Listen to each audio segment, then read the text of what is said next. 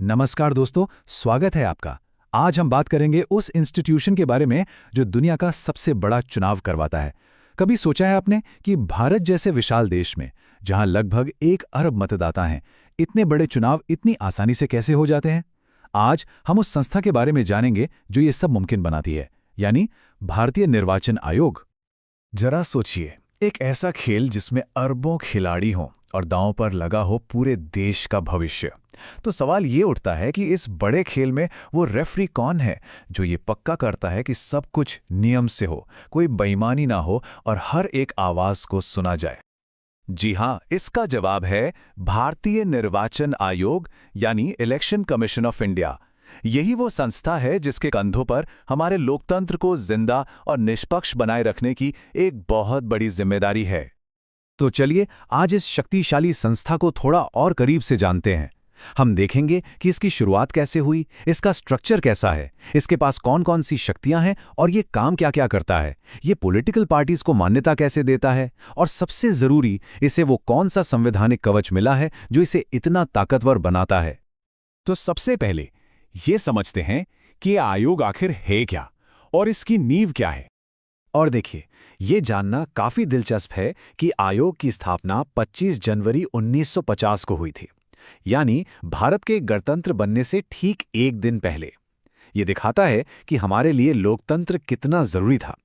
ये एक परमानेंट और इंडिपेंडेंट बॉडी है, मतलब सरकार का इस पर कोई सीधा कंट्रोल नहीं होता। ये पूरे भारत में चुनाव कराती है और इसकी सारी शक्तियां सीधे हमारे संविधान से आती हैं। अच्छा, अब जब हम इसकी नींव को समझ गए हैं, तो चलिए अब जानते हैं कि इस पूरी मशीनरी को चलाता कौन है, इसके पीछे कौन लोग हैं। देखिए, शुरू में आयोग में सिर्फ एक ही मुख्य चुनाव आयुक्त होते थे, लेकिन 1993 में एक बड़ा बदलाव हुआ और इसे एक मल्टी मेंबर बॉडी बना दिया गया। आज की तारीख में इसमें एक चीफ इलेक्शन कमिश्नर और उनके साथ 2 और इलेक्शन कमिश्नर होते हैं, और ये तीनों मिलकर ही सारे बड़े फैसले लेते हैं। इन आयुक्तों की आज़ादी को हमारा संविधान पूरी तरह से सुरक्षित रखता है। इनकी नियुक्ति राष्ट्रपति करते हैं। इनका कार्यकाल भी फिक्स होता है, 6 साल या 65 साल की उम्र तक, और इन्हें पद से हटाना लगभग उतना ही मुश्किल है जितना सुप्रीम कोर्ट के किसी जज को हटाना। इतना ही नहीं, इनकी सैलरी भी सुप्रीम कोर्ट के जज के बराबर होती है, ताकि ये बिना किसी दबाव के काम कर सकें। आयोग का जो ढांचा है वो ऊपर से लेकर नीचे तक एकदम व्यवस्थित है।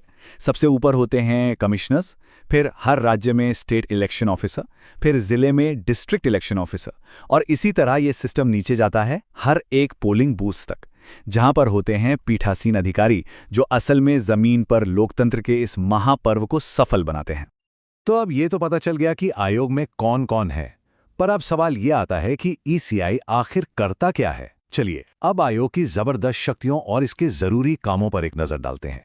मोटे तौर पर आयोग की शक्तियों को हम 3 हिस्सों में बांट सकते हैं। पहली है प्रशासनिक, मतलब चुनाव का सारा मैनेजमेंट संभालना। दूसरी है सलाहकारी, जहां ये जरूरी मामलों पर राष्ट्रपति और राज्यपाल को सलाह देता है।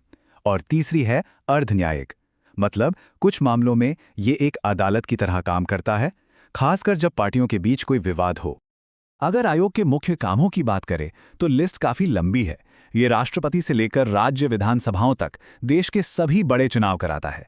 ये वोटर लिस्ट्स को हमेशा अपडेट रखता है, चुनाव की तारीखों का ऐलान करता है, ये भी तय करता है कि किस चुनावी क्षेत्र की सीमा कहां तक होगी, और सबसे अहम, ये मॉडल कोड ऑफ कंडक्ट यानी आदर्श आचार संहिता को लागू करता है ताकि चुनाव निष्पक्ष हों।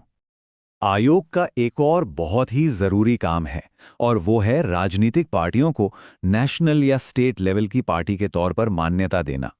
एक तरह से कहें तो ये राजनीति के गेटकीपर की तरह काम करता है। किसी भी पार्टी के लिए नेशनल पार्टी का दर्जा पाना एक बड़ी बात होती है, और इसके लिए पार्टी को इन 3 में से कोई एक कड़ी शर्त पूरी करनी होती है। या तो वो 4 राज्यों में 6% वोट और 4 लोकसभा सीटें जीते, या फिर कम से कम 3 राज्यों से लोकसभा की 2% सीटें जीतें, या फिर उसे कम से कम 4 राज्यों में स्टेट पार्टी का दर्जा मिला हो। इसी तरह स्टेट लेवल की पार्टी बनने के लिए भी कुछ शर्तें हैं जो ज्यादातर राज्य के चुनावों पर ही फोकस करती हैं, जैसे कि विधानसभा चुनाव में 6% वोट के साथ 2 सीटें जीतना। ये मान्यता मिलने पर पार्टियों को कुछ खास फायदे मिलते हैं, जैसे कि एक रिजर्व चुनाव चिन्ह। और आखिर में चलिए उस कानूनी बुनियाद को देखते हैं जो चुनाव आयोग को इतनी शक्ति और इतनी आज़ादी देती है। अनुच्छेद 325 ये बराबरी के सिद्धांत को मजबूत करता है। ये साफ साफ कहता है कि किसी भी नागरिक को उसके धर्म, जाति, नस्ल या लिंग के आधार पर वोटर लिस्ट से बाहर नहीं किया जा सकता। कानून की नज़र में हर वोटर बराबर है। और फिर आता है अनुच्छेद 32, जो भारतीय लोकतंत्र की आत्मा है। ये हर वयस्क नागरिक को वोट देने के अधिकार की गारंटी देता है, जिसे हम यूनिवर्सल अडल्ट सफरेज कहते हैं। यही वो अधिकार है जो असल में सत्ता की चाबी जनता के हाथों में देता है। इन दो मुख्य अनुच्छेदों के अलावा संविधान में और भी प्रावधान हैं जो चुनाव आयोग को मजबूत करते हैं। अनुच्छेद 324 आयोग की स्थापना करता है, 327 संसद को चुनाव से जुड़े कानून बनाने की शक्ति देता है और 329 ये सुनिश्चित करता है कि चुनावी प्रक्रिया में अदालतें दखल न दें ताकि चुनाव समय पर हो सकें। तो जैसा कि हमने देखा, भारतीय निर्वाचन आयोग सिर्फ एक सरकारी दफ्तर नहीं है, ये हमारे लोकतंत्र की धड़कन है। ये सुनिश्चित करता है कि सत्ता का हस्तांतरण शांतिपूर्ण और निष्पक्ष तरीके से हो। तो मैं आपको इसी सवाल के साथ छोड़े जाता हूं। जरा सोचिए, एक आजाद और ताकतवर रेफरी के बिना क्या लोकतंत्र का ये खेल रह पाएगा? इस पूरे विश्लेषण में हमारे साथ जुड़ने के लिए धन्यवाद।